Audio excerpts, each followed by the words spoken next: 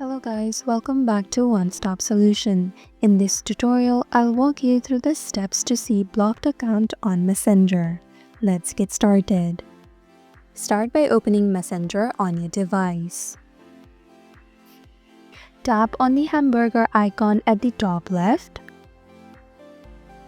Tap on gear icon at the top right. You will land on the settings page. Scroll down to privacy and safety. Tap on it. Tap on blocked account. Here you will get all your block list. To unblock them, simply tap on their profile, then tap on unblock.